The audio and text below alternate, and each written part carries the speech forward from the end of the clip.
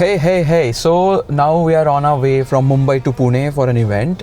It is creator entrepreneur meetup in the office of Persistent. So I'm very much looking forward to the event. I don't know actually what to expect, but here we are. It was 42 degrees Celsius when I was driving throughout, which is very hot.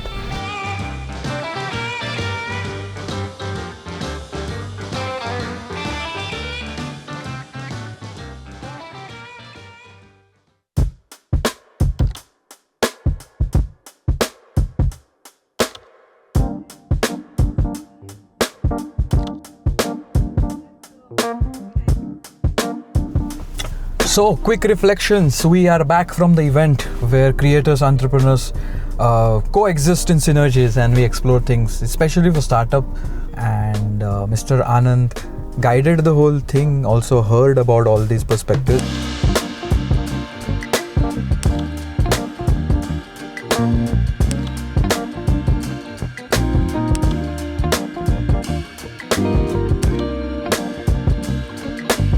Mr. Anand guided the whole thing, also heard about all these perspectives, and in the end he gave 4 interesting lessons for any entrepreneur, which was super helpful for me because I definitely learned a lot from that, and that I'll just try to summarize those in this video for me so later I can revisit. I wanted to write, but then I took my fountain pen out and then the whole ink came out, and luckily I didn't spill it on my white shirt, so it was saved.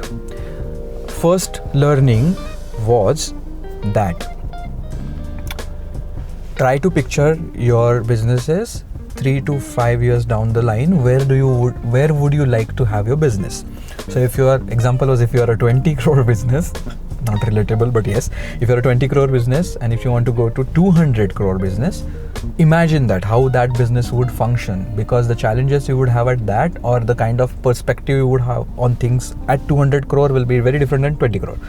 So have that picture and share that picture with your team, because once the team knows where are we heading, then they try to put efforts in that direction instead of blindly following things. So very much good insight for me, especially with our teams in Wi-Fi, the Marathi Channel, and how we deal with things. I think this is very helpful. The second thing was be the 20% market share in any market where you are working in. In any sector, in any market, there are usually 3 players which have the 70% of the market share, and the rest of all the small companies have the 30% left market. In that 70%, if you try to be more than 20%, then you are anyway in that top 3 or top 4 in that market. And these top 3 people in any market, they survive and they do a lot of things instead of the bottom ones. So try to be the top 3 in your market, and you get to define your market. So if you define this specific thing is my market, then you become the 20%. Sometimes you have 50-60% of the market capital, that you are the most dominating player in that. Then try to wider the market size. So go into different businesses, different verticals, and make the thing bigger. So then you become 20%. So there is growth, which was very interesting. I'm gonna do a very different take on these things from my perspective and in my business or in my work, creative entrepreneurship. But this was very nice. Then another thing was manager, a nice concept, manager and owners.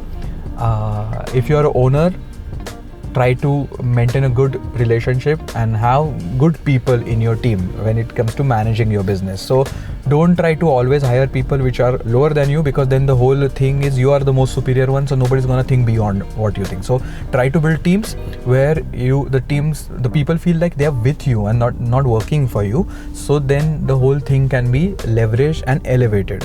And he gave a very nice example of F1 racing. So if there is a driver, he performs really well, he gets all the attention, but he's in the end of the day employee. The owner gets money for it, but owner can't drive the car. So these are 2 different things. So you have to leverage the talent, you have to maintain the talent, and try to have talent which can work with you to take it to the next step. In my case, I always have this problem that I am the one who's dealing with everything and I have my skin in everything. You should have your skin in everything, but then growth, where is the growth? Because it will not go beyond me. So that was very interesting. And the last thing he shared was, so I just remember the 4th point which I had forgotten in the car. The 4th point was to put together board members. And then he gave example of the company, of course, how they are putting like board members together, and they every 3 months they have a meeting with board members where they see what has happened in last 3 months, what are the goals for the next 3 months, and there is some sort of accountability. But then he said, because you guys are from a different domain, you are creators and all those things, maybe it's a good idea to put together a board member group of 4 people where you have some mentors or people you work with, you look up to, so that the accountability will be involved. So that every 3 months you do a meeting with them, tell them what you want to do for the next 3 months, and then also reflect on it after 3 months, which was a very interesting point. This is the point I forgot in the car. I just remembered it while working, so I was like, okay, might as well tell you. And then he talked about S curve, which was a very interesting concept, that you grow in your business or in your career, and then you plateau for some time. Then you have to reinvent certain things, come up with new things, come up with new businesses, come up with new products, pivot. Then you will have one more S, like a growth curve, and then again it will plateau, and then you will have more. So in persistent, he said they had almost 6 S curves or S moments. So that is something also very interesting, could be applied. And he has been sticking to these kind of concepts and ideologies and ways of doing business for last 20-30 years. And of course we see the result here. But that is something he gave us at the end of the event, which stayed with me, and I'm going to work on it. It's very, very interesting. Their organization is doing a lot of things around entrepreneurship and reaching to more people, more students, career building, talent building, skill set development, and all those things with government, with private partners across ecosystems. And I liked it. So hopefully at some point maybe we can coordinate and collaborate on certain things and build something together. It was very exciting because I worked with many startups till now, and now because of the Marathi channel, which is not about startups, I get to be in this particular zone and get to experience this, which is very much fun.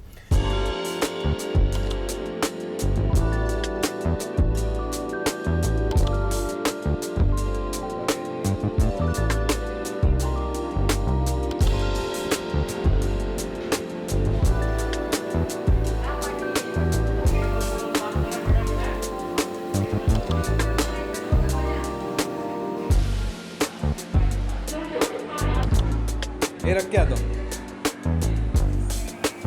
Thank you.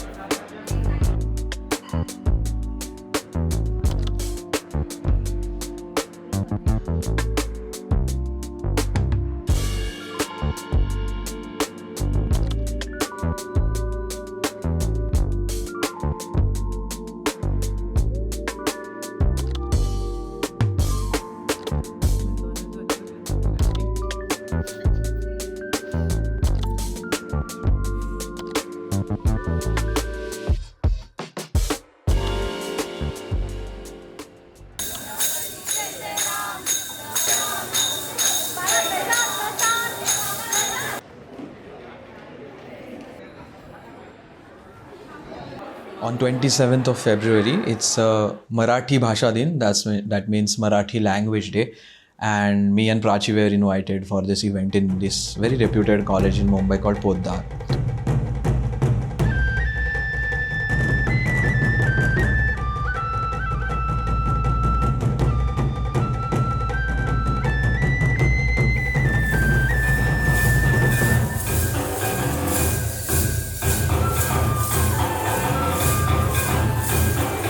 We were just going to be there and talk about the cause or the Marathi language, and that's all.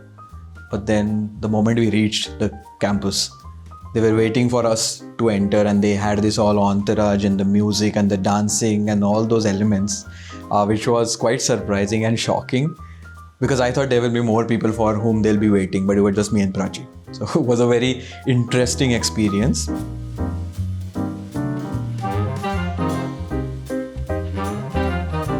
So during this interview, Shlok was asking me questions on the stage, and it always revolves around why Marathi. So that why for the Marathi channel, why did you start it in Marathi, what was the thought process, and why, how are you taking the language ahead? And these are some of the big questions which we usually get at such panels or such discussions. It's too much of a responsibility to say that we are taking the language ahead. So we usually take a stance or a point of view where we always talk about the Marathi culture. So Marathi culture and Marathi language is part of the culture, but I like to focus on the cultural aspects, the household aspect, the folk aspect, or the way we live as Marathi people, or the way people live in the region. So I always focus on that. I always talk about literature or whatever I've learned through the childhood. And he really made some amazing questions and I totally had a good time. I hope the students also got something out of it because they are always excited to understand how do you build these YouTube channels or how do you build Instagram and then how do you earn through it. So those are usually the questions. But in this event, it was particularly about the language. So I did enjoy.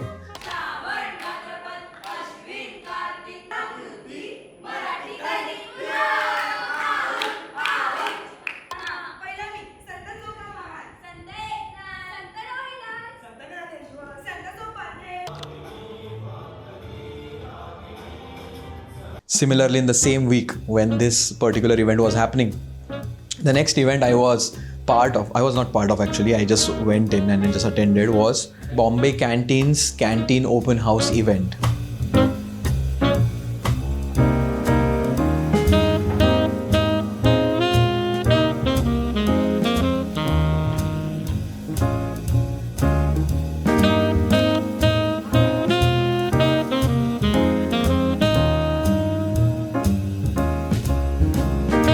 Bombay Canteen is one of the very popular and very good restaurants in Mumbai. It is part of this group called Hunger Inc. who they have like multiple really successful restaurants in Mumbai. So O Pedro is the Goan cuisine restaurant. They have Bombay Canteen is an Indian fusion restaurant. Then they have Veronica's really good sandwiches. Then they have Bombay Sweet Shop, which is like a sweet shop with like a fusion sweets and really good coffee and drinks and good snack items. And then they have Papa's, where I think Dua Lipa and all those people have also been. They ate there. Yes, in that video they have it. Initially, I went there because I thought I'll get food. And that was not the only sole reason. The main primary reason behind me being there was Prachi, because Prachi was actually documenting the event throughout the day with the team, and I just went with her, and it's just.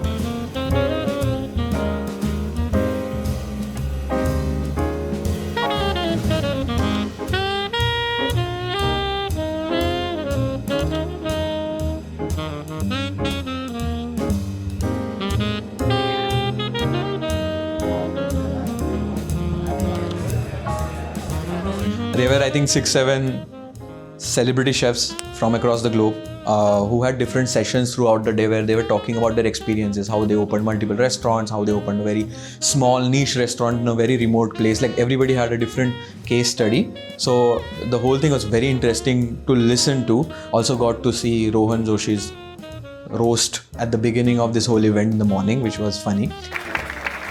Hello, good morning. Good morning. Drinks are amazing.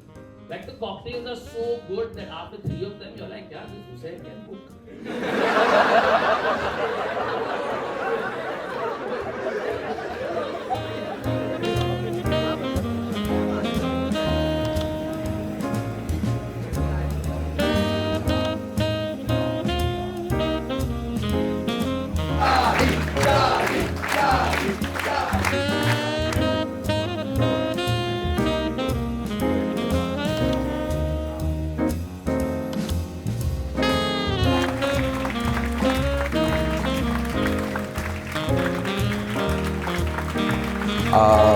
It was more for the people who are studying hotel management or who want to get into restaurant business. And there were, I think, about 1,500-2,000 kids, predominantly students, who were there to attend this. And for me, it was, because it was a different context, it was a different domain. I learned a few things when I was there. I could understand the experiences of these guys who are building all these amazing things around the world. I could see Prachi documenting stuff. So the whole process of the team, the way she was doing stuff, I got to witness that. I could document it also for you guys to see, because usually she's behind the camera for the channel stuff.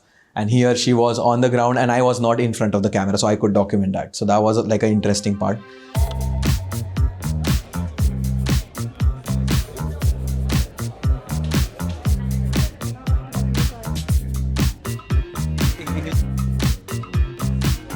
Of course, we got to eat really good food. And what a nice way to give back to the community, right? Because these restaurants have been pretty much successful. They just raised a great amount of fund. And during this event, because they do this event for the students or the enthusiast who wants to get into the industry, they also give everyone throughout the day different meals and snacks and drinks.